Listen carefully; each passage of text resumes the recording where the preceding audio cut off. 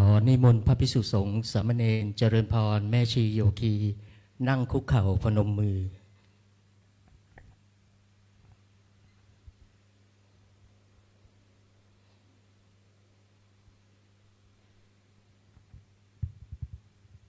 Please kneel down and put your hands together, ready to worship the triple gem.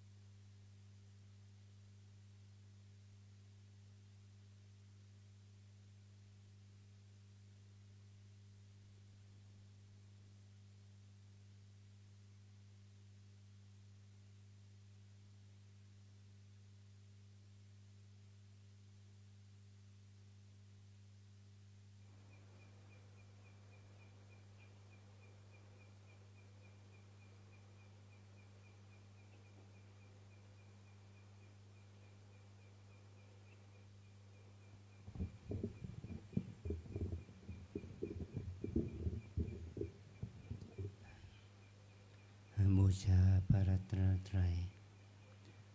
อิมินาสการเนะอิมินาสการเรนะ พุทธังอภิปูชยามะพุทธังอภิปูชยามะอิมินาสการเนะอิมินาสการเรนะ ธัมมังอภิปูชยามะธัมมังอภิปูชยามะ อิมินาสการเนะอิมินาสการเรนะ สังฆังอภิปูชยามะสังฆังอภิปูชยามะ อะระหังสัมมาสัมพุทโธภควาอะระหังสัมมาสัมพุทโธภควาพุทธังภควันตังอภิวาเทมิพุทธังภควันตังอภิวาเทมิสวากขาโตภควตาธัมโมสวากขาโตภควตาธัมโมธัมมังนัมสสามิธัมมังนัมสสามิสุปฏิปันโน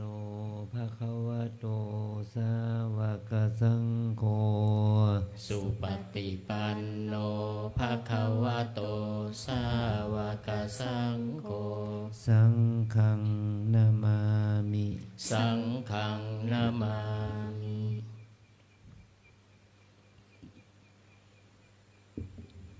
หันธรรมยังพุทธัสสะภะคะวะโตปุพพภาคะนะมะการังกะโรมาเซนะโมตัสสะ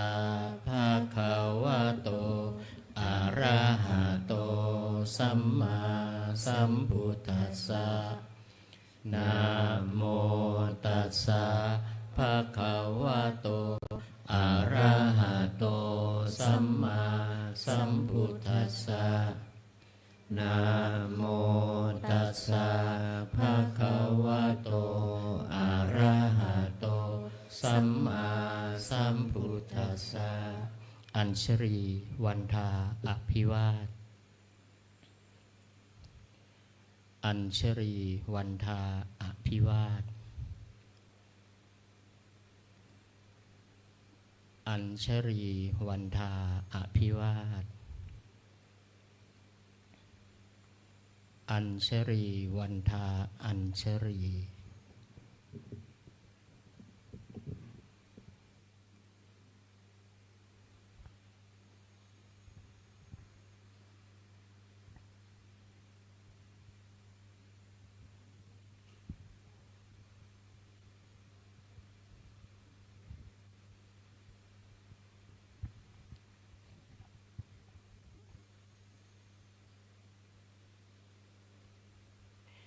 ขอนิมนต์พระภิกษุสงฆ์น้อมกราบท่านพระอาจารย์เจ้าคุณโดยพร้อมเพรียงกันสามเณรแม่ชีโยคีขอให้น้อมกราบทีหลังอัญชรีวันทาอภิวาทอัญชรีวันทาอภิวาทอัญชรีวันทาอภิวาทอัญชรีวันทาอัญชรีนิมนต์สามเณรเรียนเชิญคณะแม่ชีโยคีทุกท่านน้อมกราบท่านเจ้าคุณพระอาจารย์พร้อมกันค่ะอัญชลีวันทาอภิวาทอัญชลีวันทาอภิวาทอัญชลีวันทาอภิวาทอัญชลีวันทาอัญชลี ขออนุโมทนาต่อกุศลศรัทธาที่พวกเราทั้งหลายได้กระทำบำเพ็ญขอบุญนี้จงเป็นอานิสงส์ให้เรานั้นเจริญในสัมมาปฏิบัติเพื่อความดับทุกข์เพื่อพระนิพพานเป็นที่สุดจงบังเกิดผลแก่พวกเราทั้งหลายจงทุกข์ทั่วหน้ากันด้วยเถิดสาธุสาธุสาธุ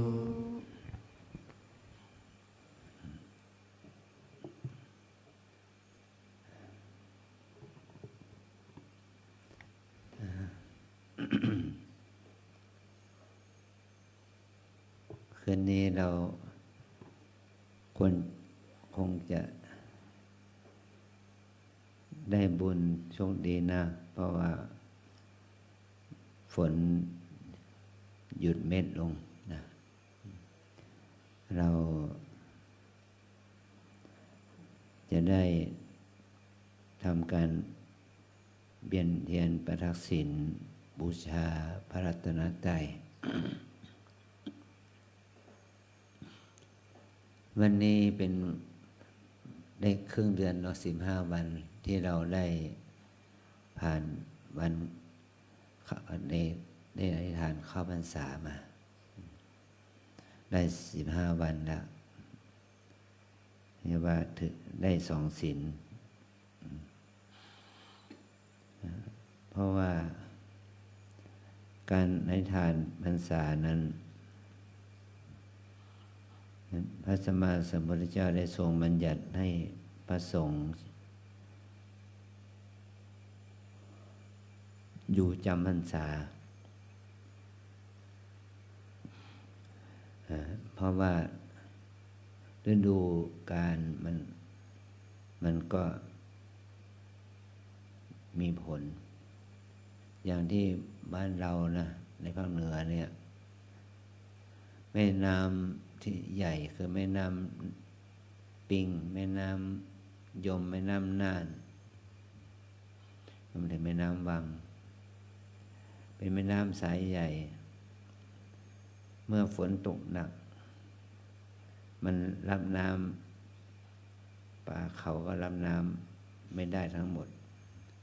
จึงเกิดน้ำหลากน้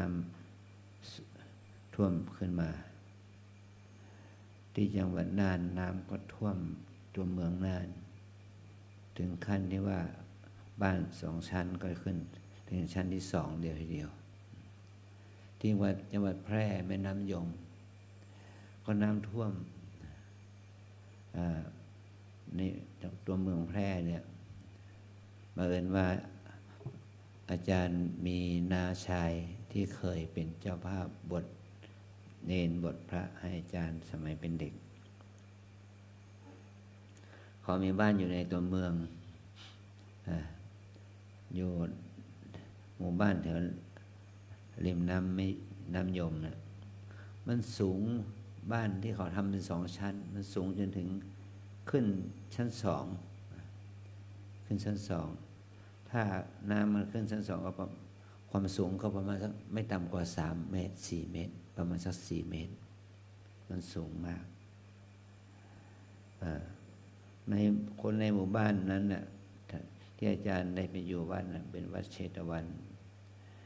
โดนในหมู่บ้านกับน้ำบ้านเลี้ยวบ้านรองเป็นบ้านกลางบ้านเหนือบ้านกลางบ้านรองเลยที่เราไปบิณฑบาตก็บ้านเหล่านั้นก็ไม่ว่าถ้าบ้านชั้นเดียวก็สูงไปถึงหลังคามิดหลังคาแต่โชคดีนะเชียงใหม่เรามันปลายฝนมันก็น้ำก็ไม่ถึงกับน้ำปิงก็ไม่ท่วมขึ้นสูงก็ผ่านพ้นไปทั้งเชียงใหม่ลำพูนลำพูนลำปางเชียงรายพะเยาจังหวัดที่น้ำท่วมหนักก็คือจังหวัดแพร่จังหวัดน่านนี่แหละนี่คือความที่เป็นโทษของน้ำแต่ถ้าเรามองถึงคุณของน้ำก็มีเนาะอย่างวันนี้แม่น้ำน่านเนี่ยมีเขื่อนศิริกิติ์ที่จังหวัดอุตรดิตถ์ที่อำเภอท่าปาจังหวัดอุตรดิตถ์มีเขื่อนศิริกิติ์สมัยที่อาจารย์เป็นเด็กวัดยังเป็นเด็กอยู่นะได้เดินทางไปกับเจ้าวาดไปตามหาญาติไปสืบหาญาติที่จังหวัดอุตรดิตถ์เขื่อนศิริกิติ์ยังไม่ได้เปิดเลยยังมีฝุ่นยังมีหินยังมีเครื่องมือก่อสร้างเขื่อนศิริกิติ์มันเป็นเวลาที่ยาวนานมาแล้วถ้าเขื่อนมันมีน้ำน้อยเกินไปมันก็เปอร์เซ็นต์รับน้ำมันน้อยก็มันแห้งแล้วก็ไม่สามารถจะปั่นไฟฟ้าได้แต่ถ้าน้ำมันมากมันก็เปลี่ยนมันก็มีประโยชน์ในทางเกษตรการไฟฟ้าแต่มันก็ไม่มากถึงขนาดที่จะทำให้ท่วมถึงกับต้องเปิดประตูน้ำเนาะสปริงเวย์มันก็ไม่เกิดเหมือนกับแม่น้ำปิงเรานี่แหละมันจะน้ำปิงมันจะไหลหลากเท่าไหร่ก็ตามแต่มันไม่ล้นเขื่อนภูมิพลภูมิพลมันก็รับน้ำได้มากถ้าเขื่อนน้ำมันสูงขึ้นเนี่ยน้ำปิงมันจะมาไหลล้นมาถึงอำเภอดอยเต่าเขาเรียกว่าทะเลสาบดอยเต่าเราจะไปเห็นเขตอำเภอดอยเต่านี่สูงน้ำสูงขึ้นแต่แม่น้ำเกิดภูมิพลเขาปล่อยน้ำเพื่อผลิตกระแสไฟฟ้าด้วยมีน้อยปีที่น้ำจะสูงขึ้นที่ทะเลสาบดอยเต่ามีหลายปีที่น้ำมันแห้งทะเลสาบดอยเต่าก็เหลือแค่ดินแค่ดินแค่อะไรธรรมดาคือน้ำมากก็ได้ประโยชน์น้ำน้อยก็ได้ประโยชน์แต่เราทั้งหลายเนี่ยก็ฝนตกมันก็ได้ประโยชน์เนาะฝนไม่ตกก็ได้ประโยชน์นะเมื่อวันพระก่อนเราก็เจอฝนตกวันพระก็ฝนตกแล้วก็ต้องเสียเวลาในการเวียนเทียนดึกไปหน่อยวันนี้ฝนคงไม่ตกนะทำไมนะฝนคงไม่ตกนะ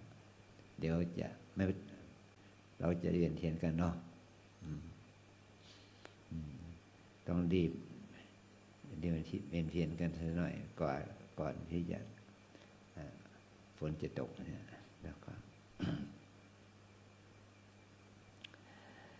นี่ก็บ้านเราเป็นฤดูฝนเนี่ยเมื่อฝนลงมาแล้วก็มันก็ทำให้ไรนาเลือกสวนได้รับน้ำ เราได้รับน้ำมากขึ้นชนประทานทั้งหลายก็รับน้ำกักน้ำไม่ได้ ให้เป็นชนประทานก็เมื่อรับน้ำเลยมากก็มีเมื่อเราก็น้ำประปาก็ต้องใช้ชนประทานน้ำมากก็การประปาก็สมบูรณ์ขึ้นนะการเกษตรก็สมบูรณ์ขึ้นในบทแผ่เมตตาด้วยเนี่ยเพราะว่าขอให้พระราชาจงตั้งอยู่ในธรรมแล้วก็เนี่ยขอบทแผ่เมตตาของเรา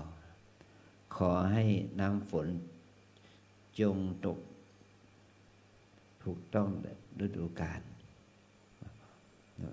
คำแผ่เมตตาอธิษฐานให้ฝนตกถูกต้องตามฤดูกาลขอให้พระราชาเสนาอมาตย์ประพฤติธรรมเป็นการแผ่เมตตาที่พระสงฆ์ท่านได้กล่าวแผ่เมตตาเราทั้งหลายจะเห็นว่าเราต้องอยู่กับธรรมชาติ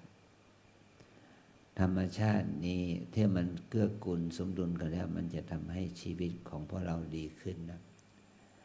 มีข้าวปลาอาหารมีพวก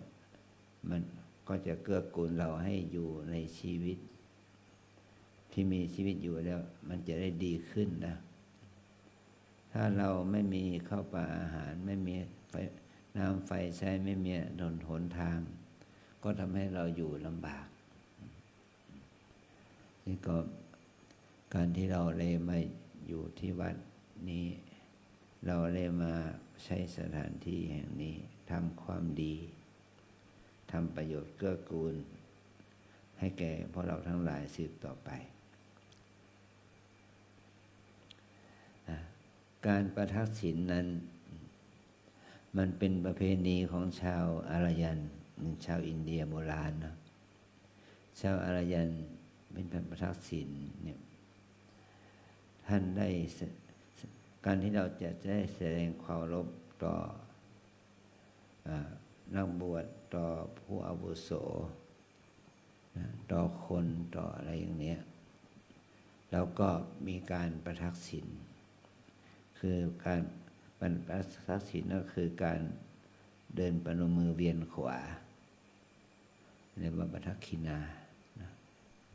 มีมาตั้งแต่สมัยก่อนพระพุทธเจ้าอุบัติประทักขิณาประทักษิณเนี่ยแม้แต่บทกล่าวคำนมัสการเขาเรียกว่าบทประนามประนามเนี่ยก็คือการแสดงความนอบน้อมโดยการประทักษิณในการเดินรอบบุคคลหรือรอบสถูปเจดีย์ที่เขาสมมติว่าเป็นที่เคารพนับถือเมื่อพระพุทธศาสนาเราเกิดขึ้นพระพุทธเจ้าก็รับเอาประเพณีประทักษิณมาให้มาด้วยถ้าสมัยนั้นภิกษุภิกษุณีอุบาสกอุบาสิกาแสดงความเคารพประทักษิณกับพระองค์ก็ไม่ขัดข้องไม่ขัดคือว่าเป็นความดีงามความดีงามที่เกิดขึ้นจากการประทักษิณนั้นเพราะว่าคนที่ทำการประทักษิณนั้นจิตใจจะต้องเป็นมหากุศลจิตใจจะเอาน้อมเอาต่อบุคคลหรือต่อสถานที่นั้นเหมือนกับพระภิกษุภิกษุณีอุบาสกอุบาสิกานั้นก็แสดงความอ่อนน้อมต่อพระพุทธองค์โดยการกราบไหว้เคารพประทักษิณอันนี้ก็คือว่าเป็นบุญเป็นกุศลอย่างหนึ่งนะถ้าเราได้ทำต่อมาเมื่อพระพุทธองค์ปณิพพานหรือพระสงฆ์พระอริยเจ้าพระอรหันต์เจ้านิพพานได้เมื่อมีการฌาปนกิจเผาสรีระล้างก็เอาอธิธ ธาตุของพระอรหันต์เหล่านั้นมาก่อเป็นสถูปใกล้ทางสีแพร่งใกล้หนทางสีแพร่งไว้ก่อนนะหนทางที่คนจะเดินผ่านไปผ่านมาก็พระองค์ก็บอกให้เขานำอธิธาตุของพระอรหันต์นะมาก่อเป็นสถูปเจดีย์น้อยๆเนี่ยเมื่อชาวบ้านเขาเห็นว่าเป็นสถูปของพระอรหันต์ของพระอริยะเขาทั้งหลายเหล่านั้นก็กราบไหว้ประทักษิณนะกราบไหว้เดินเวียนขวากราบไหว้เพื่อเป็นที่ระลึกให้แก่พุทธศาสนิกชนทั้งหลายมาจนถึงเมื่อพระพุทธองค์นิพพานพระอรหันต์อัครสาวกมหาสาวกทั้งหลายนิพพานเนี่ยพระพุทธองค์ก็ปรินิพพานเนี่ยเรามวลมหาชนทั้งกษัตริย์ทั้งพราหมณ์ทั้งภิกษุบริษัทภิกษุณีบริษัทอุบาสกอุบาสิกาบริษัทที่นับถือพระพุทธเจ้านับเคารพพระพุทธเจ้าก็ขอส่วนแบ่งของพระบรมธาตุของพระพุทธเจ้านั้นขอส่วนแบ่งแล้วกษัตริย์แต่ละเมืองก็อัญเชิญพระบรมธาตุของพระพุทธเจ้าไปเอาไปเพื่อสักการะบูชาในแต่ละบ้านเมืองของตนแล้วก็เอาไปกระทำเป็นการก่อสถูปหรือก่อเจดีย์นะพระธาตุเจดีย์เนี่ยก่อเป็นสถูปเนี่ยเขาเรียกว่าสตุปะแบบสถูปก่อขึ้นมาแล้วก็เอาพระบรมธาตุนั้นลงบรรจุข้างในเป็นประเพณีสืบมาจนถึงทุกวันนี้นะสถูปที่เป็นที่บรรจิตประดิษฐานพระบรมธาตุของพระพุทธเจ้าจะเป็นที่เคารพนับถือกว่าหมู่มหาชนหมู่มากแม้ปัจจุบันนี้เขาเรียกว่าวัดที่มีพระบรมธาตุถ้าสถูปนั้นมีพระธาตุของพระพุทธเจ้าบรรจุอยู่เขาเรียกว่าพระบรมธาตุอย่างพระบรมธาตุราชสุเทพพระบรมธาตุวัดสวนดอกพระบรมธาตุวัดพระธาตุสีจอมทองอะไรพระบรมธาตุวัดพระธาตุอสิปุญชัยอย่างนี้นะแล้วก็มีพระบรมธาตุเกี่ยวกับพระธาตุของพระพุทธเจ้าที่เกี่ยวกับพระธาตุนี่ก็คือวัดพระธาตุลำปางหลวงลำปาง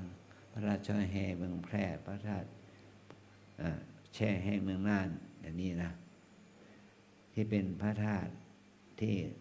เป็นที่เคารพศรัทธามีพระธาตุพนมพระธาตุดิมพระพรหมเจดีย์อย่างเนี้ยก็เป็นธาตุที่เป็นสถูปที่บรรจุพระบรมธาตุของพระพุทธเจ้าเนี่ยแม้แต่เจดีย์วัดเราเนี่ยสถูปเจดีย์วัดเราเนี่ยนะก็มีพระธาตุนะเพราะสมัยก่อนว่าเรายังไม่มีแสงไฟนี่สว่างเจิดจ้าอย่างนี้เนาะมีแสงไฟเฉพาะกุฏิกระพริบวองแวมๆนี่นะพระทั้งหลายเขาก็มาประทักษิณเวียนเทียนทำกิจกรรมรอบพระธาตุเจดีย์เนี่ยพระทั้งหลายในสมัยนั้นเขาเห็นเลยนะพระบรมธาตุแสงเป็นแสงประทักษิณรอบพระเจดีย์มีมาให้เราไม่เห็นนะตอนนี้เดี๋ยวนี้เรามีไฟฟ้าแจ่มแจ้งแล้วเนาะสว่างไสวมันยังมองเห็นได้ยากพระธาตุสมัยหนึ่งอาจารย์มีไปสมัยนั้นยังเป็นพระหนุ่มๆพระพรรษา2 พรรษา2 พรรษาเนี่ยไปทอดพระป่าที่อำเภอพญาเชียงดาวไปทอดพระป่ากับโยมแล้วก็ทอดพระป่าเสร็จก็คุยกับหลวงพ่อเจ้าอาวาสคุยกันนิดที่ลานวัดนะลานกว้างลานวัดลานเจดีย์หน้าอยู่หน้ากุฏินะโอ้พระธาตุนี่เสด็จออกมาแสงสว่างสวยกว้างจานเจิดจ้าเลยนะเนี่ยขนลุกเลยแหละแต่ก็พระธาตุก็เสด็จไปก็วูบหนึ่งก็หายไปหลวงตาที่เป็นเจ้าวาดก็บอกว่าโอ้เห็นบ่อยๆแม้แต่รอบพระธาตุเจดีย์ก็เห็น หรือก็ในวิหารรอบพระธาตุจะออกจากที่หน้าวิหารก็เห็นเป็นดวงไฟดวงธาตุนะเนี่ยก็หมายความว่า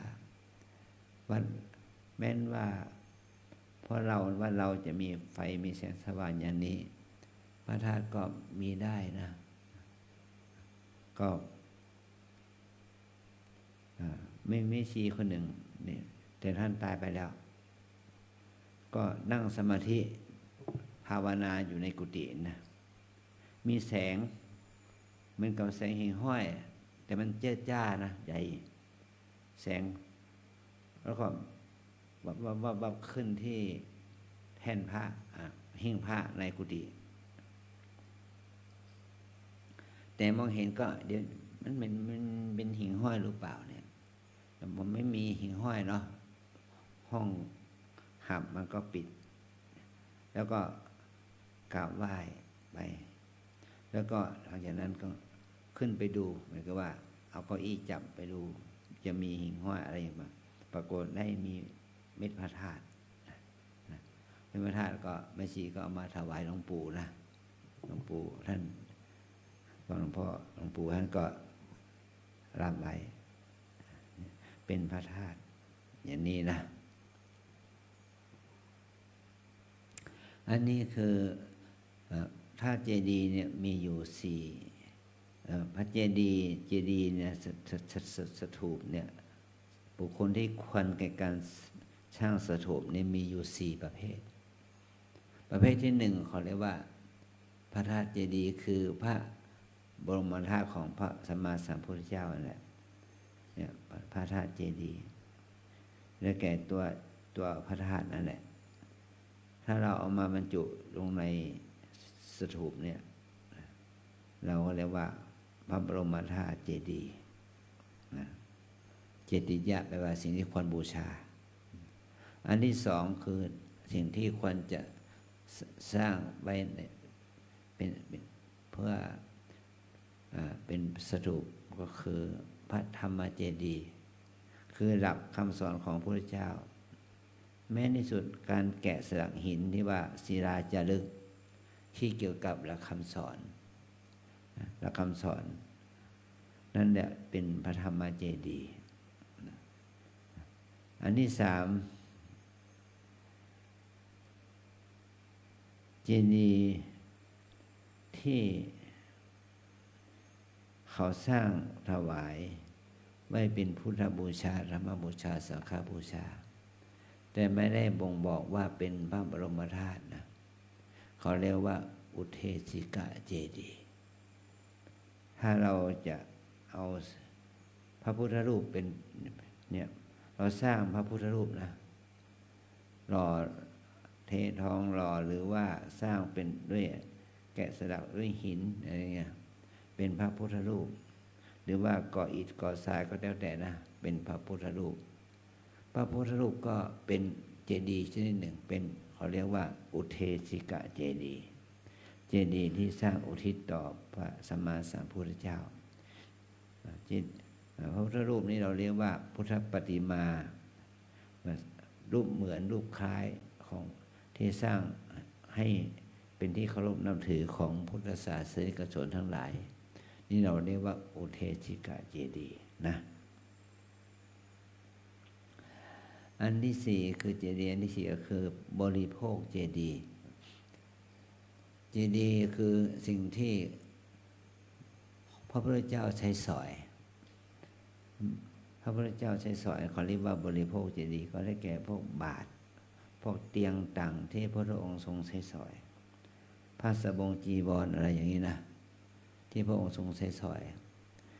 สิ่งเหล่านั้นเราก็เอามาเคารพนับถือบูชาเราเรียกว่าบริโภคเจดีย์รวมไปถึงต้นสนีต้นโพนะต้นโพเป็นต้นไม้ที่พระพุทธเจ้าใช้อาศัยร่มเงาตรัสรู้นะนี่เขาเรียกว่าเป็นบริโภคเจดีย์ว่าเป็นเจดีย์ที่พระพุทธเจ้าทรงใช้สอยบุคคลที่ควรที่จะได้สถูปนี่มีอยู่สี่ประเภทเหมือนกันหนึ่งก็คือพระสัมมาสัมพุทธเจ้า 2พระปัจเจกพุทธเจ้า 3พระอรหันต์4พระเจ้าจักรพรรดิพระเจ้าจักรพรรดิที่ทรงธรรมพระอรหันต์ที่ไม่มีกิเลสนะพระปัจเจกพุทธเจ้าแล้วก็พระสัมมาสัมพุทธเจ้า4ท่านนี่เป็นบุคคลที่ควรแก่การสร้างสถูปถวายบูชานะ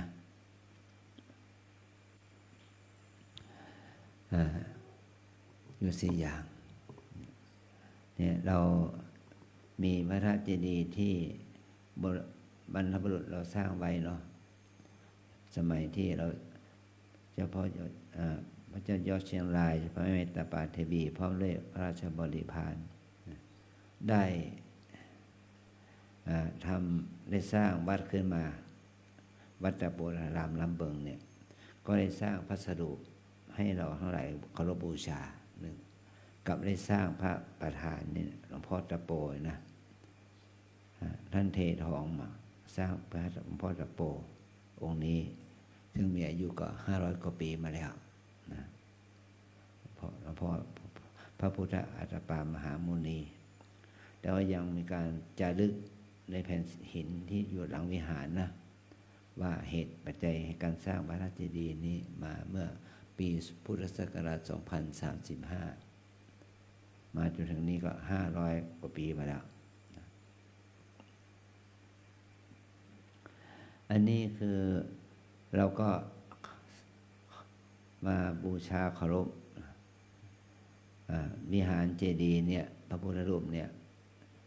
เราให้น้อมนึกถึงบุญกุศลที่บรรพชนของเราได้สร้างไว้ให้เราได้เคารพนับถือกราบไหว้บูชาเพื่อรักษาไว้ซึ่งสมบัติอันเป็นโบราณวัตถุนะเป็นโบราณสถานโบราณวัตถุให้เราได้ประพฤติปฏิบัติให้เรานึกถึงสิ่งที่บรรพชนของเราบรรพบุรุษของเราได้สร้างได้ทำไว้ก็ขอให้เราได้สร้างได้ทำเพื่อขอให้เราได้มาอยู่อาศัยก็ได้มาเป็นอนุสาวรีย์เป็นอนุสรณ์ให้เราได้เคารพนับถือของคนในอดีตนั้นที่ท่านได้ทำได้สร้างไว้ให้เราได้เคารพบูชาอันนี้เป็นหน้าที่เป็นกิจที่ควรกระทำเป็นควรเราเอาเทียนธูปดอกไม้มาบูชาเนี่ยธูป3 ดอกเนี่ยถ้าเราจุดแล้วมันมีกลิ่นกระจายไปทั่วอาทิตย์อุปมาเหมือนกับว่าเราพระพุทธคุณของพระพุทธเจ้าทั้ง3อย่างพระปัญญาที่คุณพระบริสุทธิ์ที่คุณพระมหากรุณาธิคุณเนี่ยเราก็จะต้องเคารพนับถือพระพุทธองค์ในพระคุณ3 ประการนี้จึงเอาธูปมาบูชานะ2เทียนนะเป็นกบูชาธรรมพระธรรมวินัยของพระพุทธเจ้าเนี่ยส่องสว่างกายใจของเราส่องตาให้เราเห็นส่องใจให้เรารู้แจ้งก็เราก็เห็นว่าธูปเทียนเนี่ยบูชาพระธรรมส่วนดอกไม้นั้นท่านเอาบูชาพระอริยเจ้าพระสงฆ์เพราะพระสงฆ์นั้นมาจากต่างตระกูลต่างที่ต่างทิศต่างวรรณะถ้าเอาพระสงฆ์นั้นอยู่ด้วยกันด้วยธรรมด้วยวินัยเดียวกันก็พระสงฆ์นั้นก็มีความพฤติปฏิบัติที่งดงามท่านเปรียบเทียบกับพวกเราเนี่ยแหละนะว่าเราเป็นพระสงฆ์แต่ว่าเราต้องมาอยู่ด้วยกันในฐานะเป็นเพื่อนร่วมสำนักด้วยกันก็มีข้อวัดปฏิบัติที่ดีงามมีข้อวัดปฏิบัติที่น่าควรกราบไหว้บูชาอันนี้เนี่ยเราเปรียบเทียบมันก็พระสงฆ์กราบไหว้โดยการบูชาด้วยดอกไม้ทั้งหลายนะเอาละอาจารย์ก็ให้ข้อคิดอันนี้เนาะวันนี้เราว่าหัวข้อธรรมที่เป็นไปใน ทั่วไปนะขอบคุณมากที่เราได้อดทนที่จะฟังนะ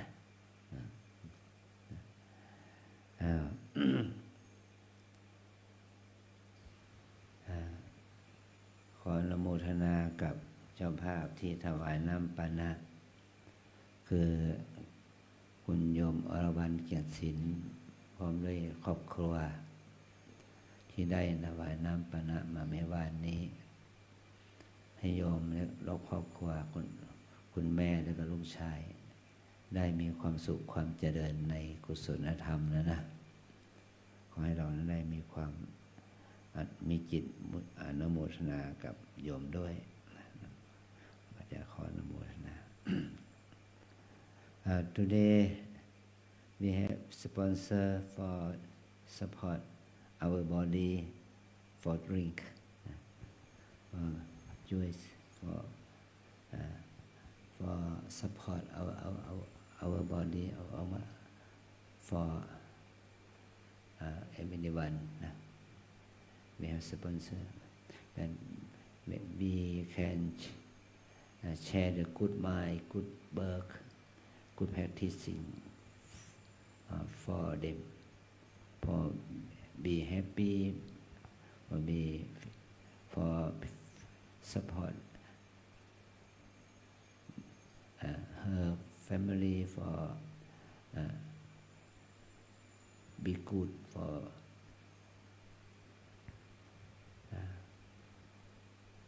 them for do it by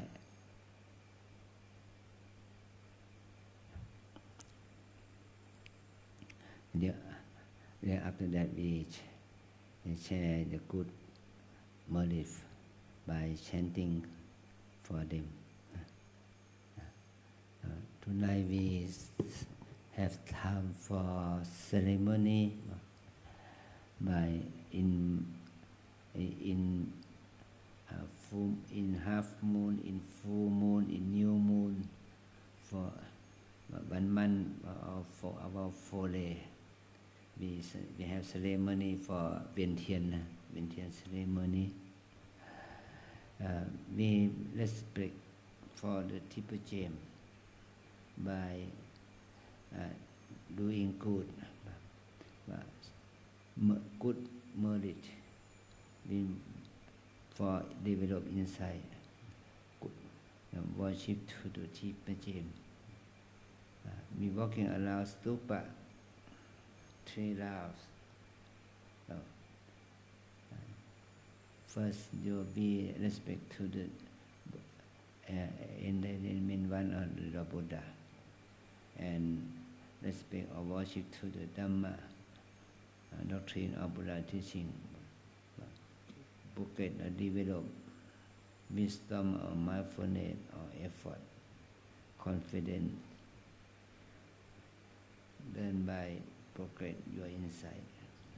And 3, worship for the Arahanta monk by respect to holy monk by practicing.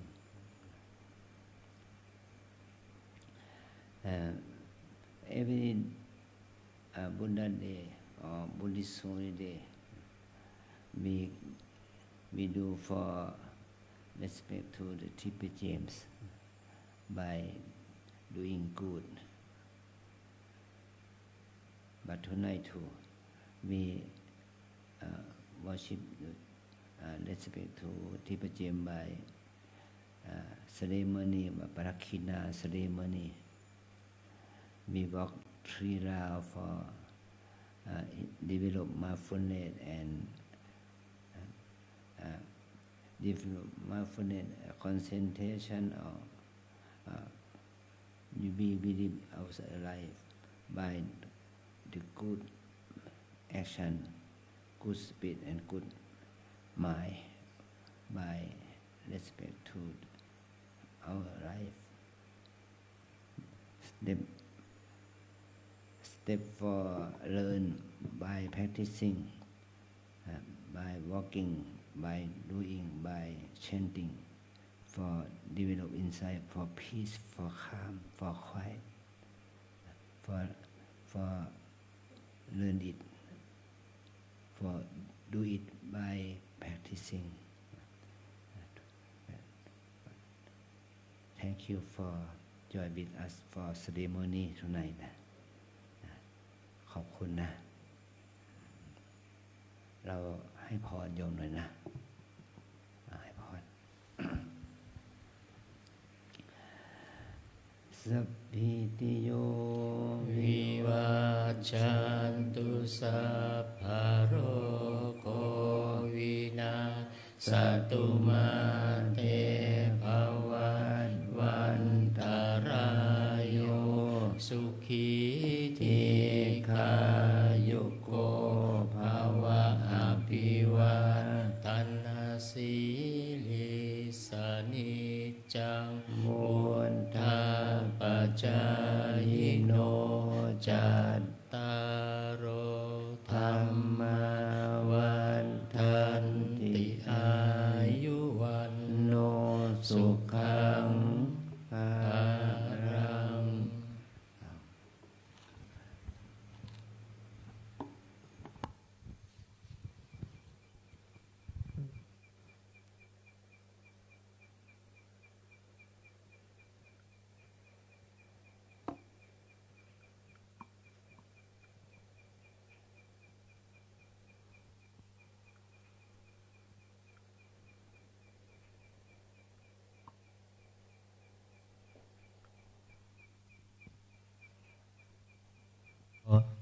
ขอนิมนต์พระภิกษุสงฆ์สามเณรเจริญพรแม่ชีโยคีนั่งคุกเข่าพนมมือด้วยดอกไม้ธูปเทียน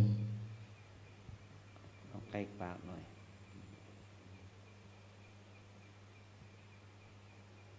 Please kneel down and put your hands together with flowers, incense, and candles.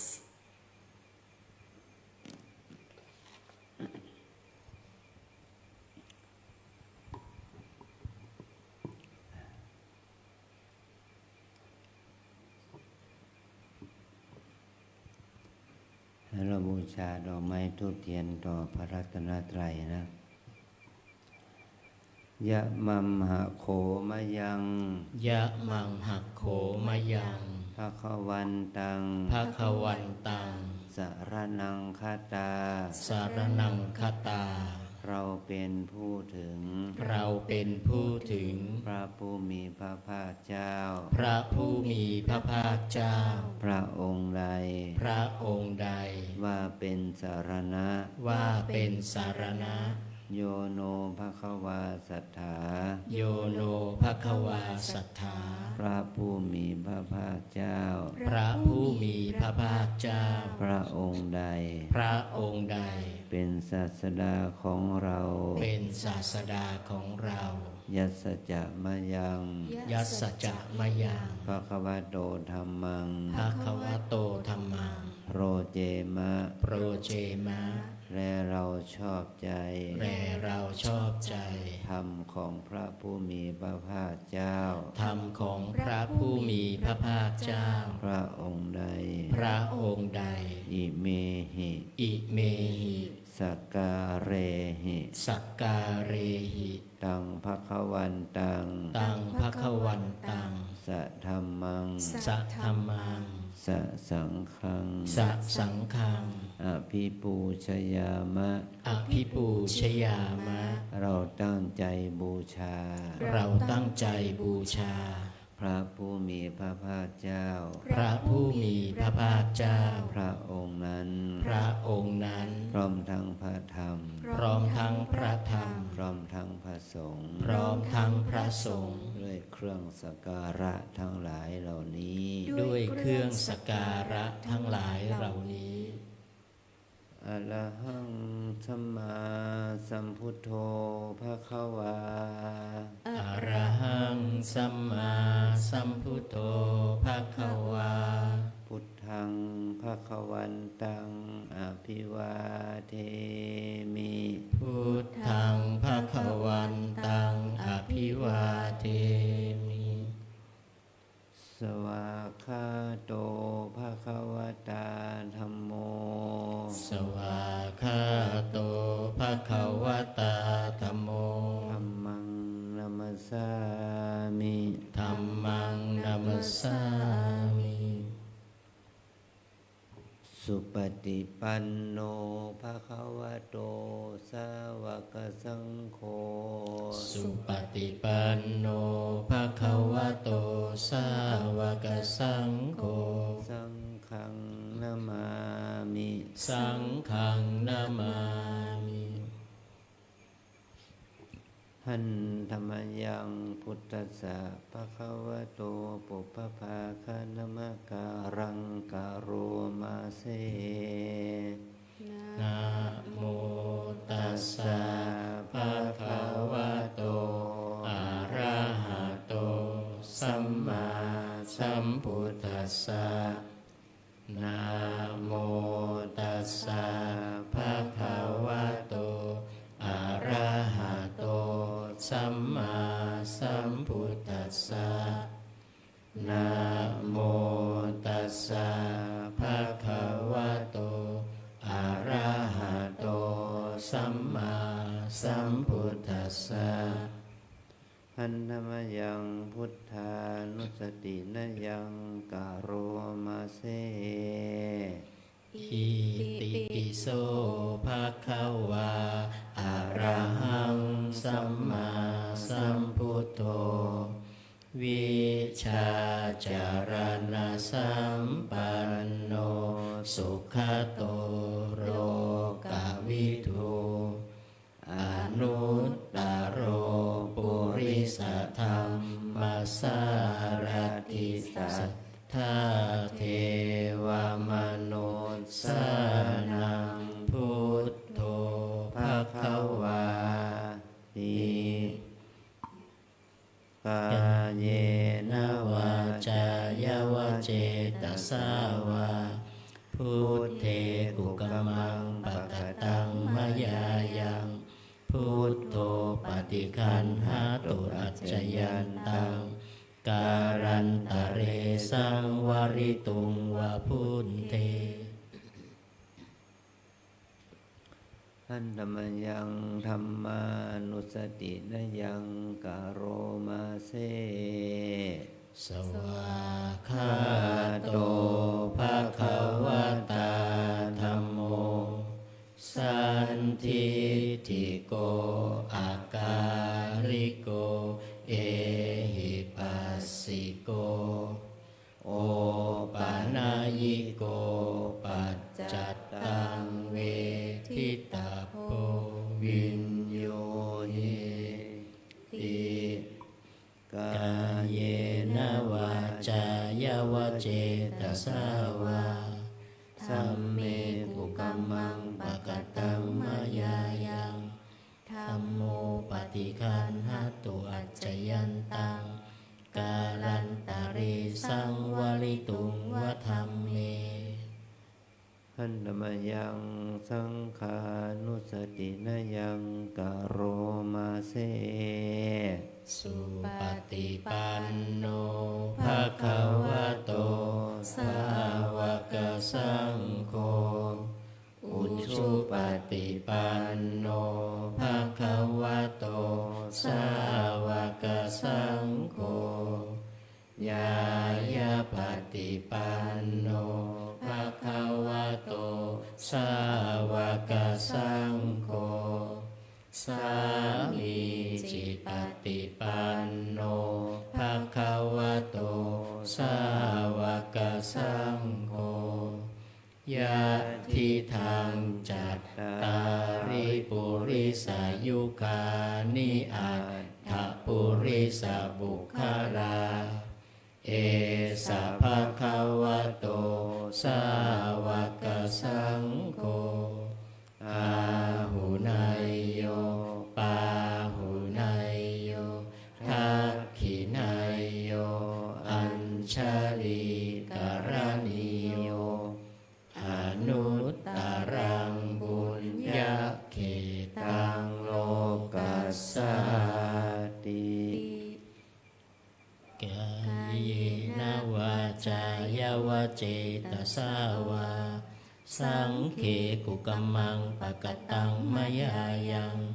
สังโฆปฏิคันหาตุอัจจยันตังการันตะเรสังวริตุงวสังเค ให้พระเราช่วยเอาเทียนที่จุดนี้ไปบูชาพระธาตุข้างนอก มัน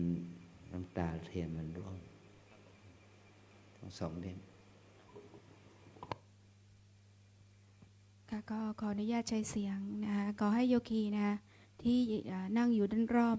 พระเจดีย์ให้เดินมาฝั่งด้านซ้ายฝั่งไม่ชี้เลยนะคะจัดแถวเรียงสี่นะคะต่อโยคีชาวต่างชาตินะคะโยคีนะมาฝั่งทางด้านซ้ายเลยนะคะกลุ่มคณะโบสถศิลป์ด้านหน้านะคะค่ะจัดแถวเรียงสี่เว้นระยะห่างนะคะต่อท้ายสามเณรนะคะ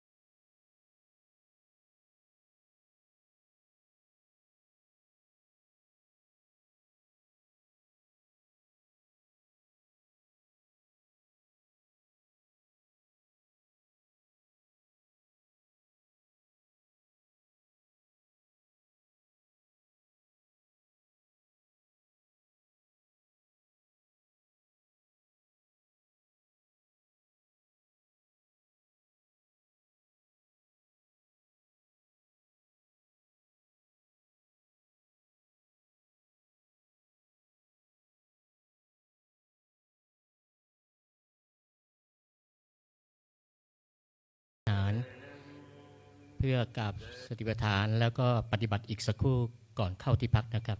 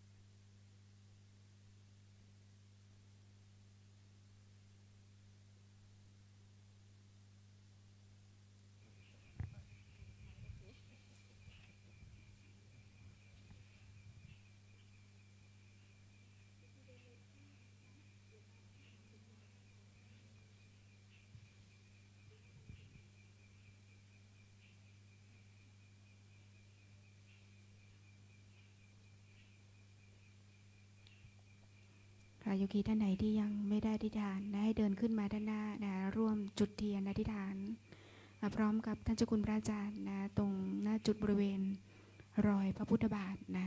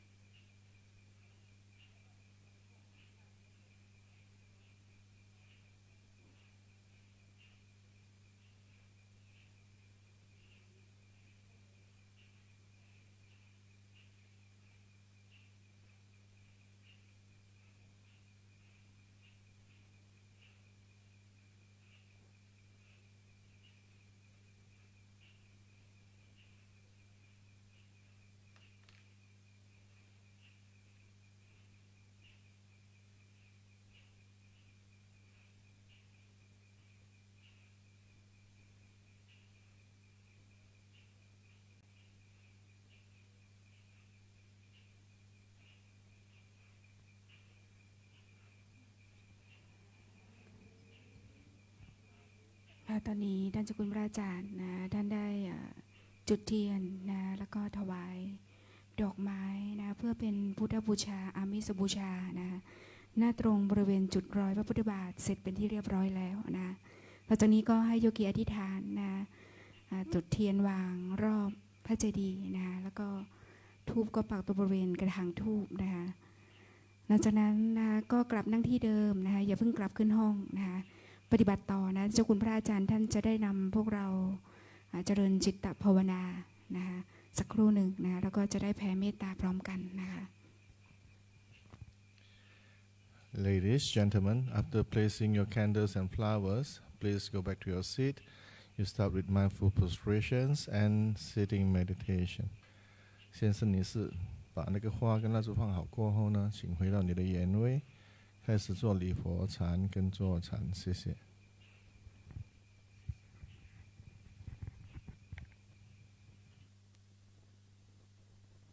หายโยกีกลับนั่งที่เดิมนะคะกราบสติปัฏฐาน4ทุกครั้งนะคะตามครูบาอาจารย์